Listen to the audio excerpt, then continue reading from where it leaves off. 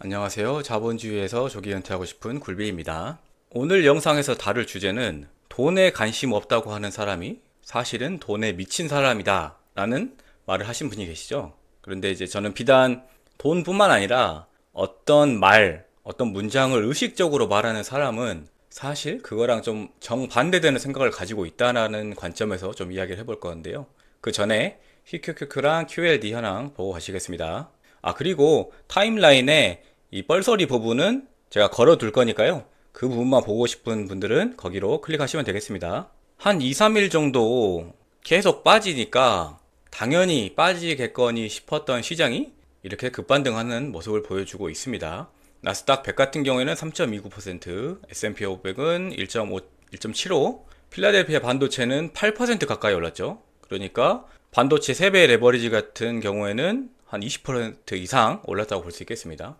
뭐 이렇게 오른 거는 누가 뭐라고 해도 미국하고 이란의 협상이 거의 진짜 막바지 온 것 같다.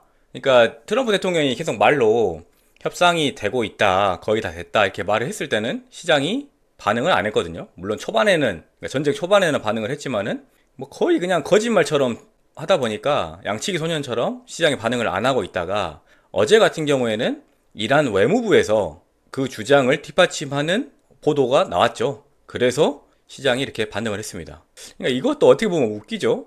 미국이라는 초강대국의 대통령이 말하는 건 믿지 않고 흔히 우리가 생각하는 적대국 이란의 말을 믿고 시장이 상승한 겁니다. 그래서 현재 가격 위치는 이렇고요.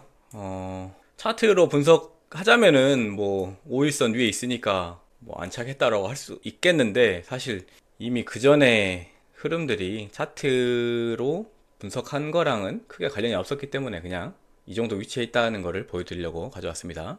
그리고 하나 더, 이 차트만 봤을 때는 그저께 흐름이거든요.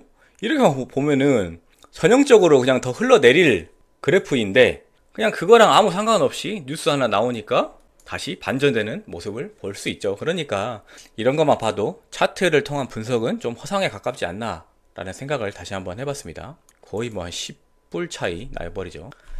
그래서 이게 지금 의미가 있나 싶은데 현재 기준으로는 64.88달러의 3차 매수를 지정가로 할 생각이고요. 매도 같은 경우에는 제 평단의 1% 정도 수익이 나면은 매도할 계획입니다. 그래서 지금 평가 손익은 마이너스 87만원이고요. 지금 흐름이 조금 올랐다가 다시 내려와서 이렇게 횡보하는 구간이어가지고 시장 흐름은 좀 더 봐야 되겠습니다.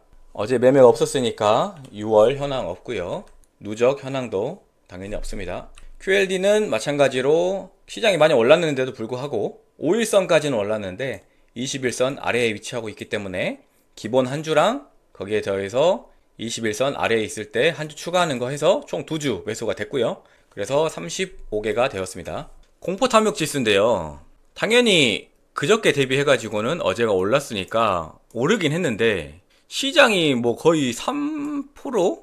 반도체 같은 경우에는 8%가 올랐는데도 불구하고 조금 부족하게 오른 게 아닌가 라는 생각이 들거든요. 그러니까 무슨 말이냐, 그러니까 시장 기준으로 이틀 전에는 33이었는데 떨어졌다가 올라간 게 30밖에 안 된다 그 말이죠. 그러니까 이것만 봐서는 아직까지는 이거 뭐 예측이 의미가 있나 싶은데 저는 아직까지도 시장이 하방으로 방향을 잡지 않을까라고 생각은 하고 있습니다. 그런데 사실 제가 이렇게 말씀드릴 수 있는 것도 기본적으로 저는 1억 단타를 제외하고는 그러니까 거의 90%, 80% 이상을 롱 포지션을 잡고 있잖아요. 한 배든 두 배든 간에. 그러니까 이런 말을 할 수 있는 거고, 뭐 이게 내릴 것 같다고 해가지고 뭐 숏을 잡고 뭐 다 현금화하고 이러시면 안 됩니다. 적어도 70% 이상은 롱 포지션을 잡고 나머지 현금이나 이런 걸로 베팅을 하셔야지 뭐 내릴 것 같다 뭐 이런 느낌만으로 절대 하시면 안 됩니다. 앞에 말씀드렸죠. 그냥 하루에 뉴스 하나 가지고 저렇게 올라 버리는 게 시장이니까요.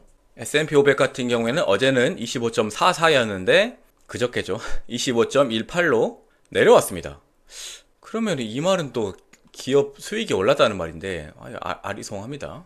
어쨌든 그냥 이 지수 자체만 가지고 보면은 5년 평균 이제 분포 자체가 이렇게 22.5에서 28 정도의 형성이 되어 있는데 딱 중간 정도라고 보시면 되겠습니다. 그래서 올라도 이상하지 않고 떨어져도 이상하지 않다라고 볼 수 있겠습니다. 나스닥 같은 경우에는 34.59에서 35.75로 소폭 반등했고요. 나스닥만 봤을 때는 조금 높은 구간에 위치해 있긴 합니다. 그리고 오늘의 주제죠. 이분이 무슨 강사시죠? 유명한 강사신데 저는 이름은 모르고 그냥 이 짤방만 여러 번 봤었습니다. 근데 이분이 하신 말이 이런 게 있죠. 나는 돈에 관심 없어요 하는 사람을 경계하셔야 돼요. 그 사람이 돈에 미친 사람입니다. 이 말을 하신 걸로 유명하시잖아요.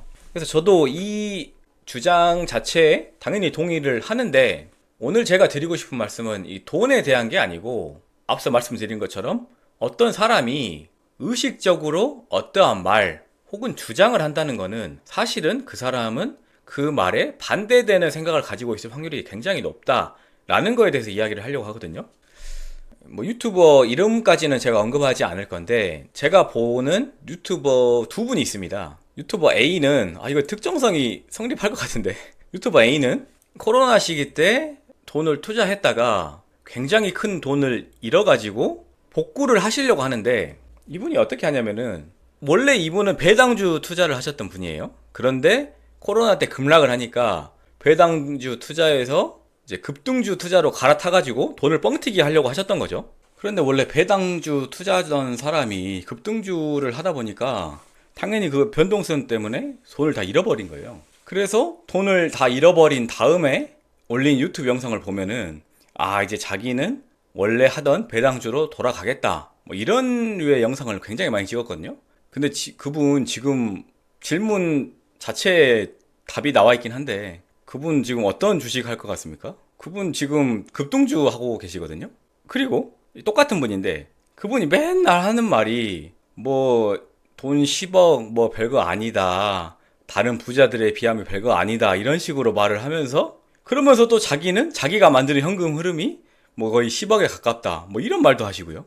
그리고 나는 그냥 검소하게 사는 게 지금 좋다. 뭐 사실 검소하게 살고 싶어서 사는 게 아니고 검소하게 살 수밖에 없어서 검소하게 사는 거긴 한데, 나는 검소하게 사는 게 좋다, 이런 말씀을 하시면서 자기는 뭐 나중에 돈 많으면은 여행하고 다닐 거다, 이런 식의 말씀을 하신단 말이에요. 그러니까 이분 사례만 봐도 그렇잖아요. 아니, 자기가 진짜 괜찮으면은 굳이 그걸 말을 하나요?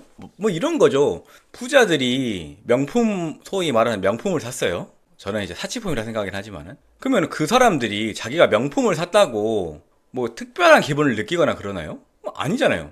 근데 저나 여러분 같은 서민들은 명품을 하나 샀다, 그러면 괜히 그거를 남들이 이거 명품 보고 있나 싶고 뭐 자랑하고 싶고 그렇잖아요.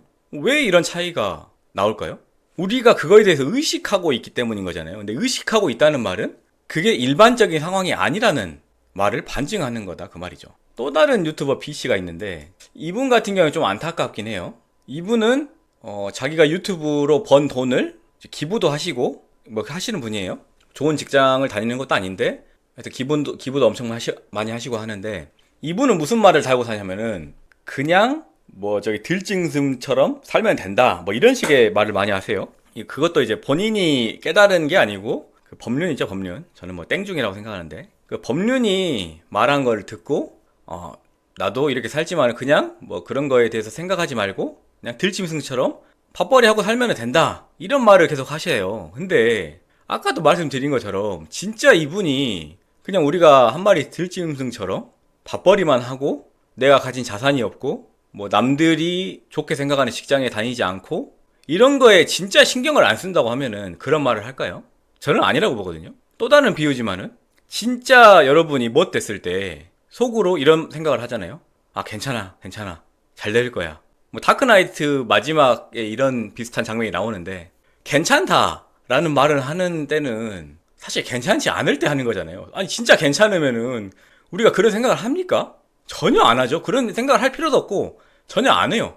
그러니까 뭔가를 의식적으로 우리가 계속 반복해서 말하고 생각한다는 거는 사실 우리 내면에는 그거랑 반대되는 생각을 가지고 있다라는 말인 겁니다. 그런데 아니, 돈, 주식 얘기하는 채널에서 왜 갑자기 이런 말을 하냐, 이런 거를 보고 우리 자신을 돌아보자, 그거죠. 저 같은 경우에는 지금 한 배수짜리, 그러니까 QQQM이나 SPYM 같은 한 배수짜리 ETF를 QLD나 뭐 이런 걸로 두 배수짜리로 바꿔가고 있는 단계잖아요.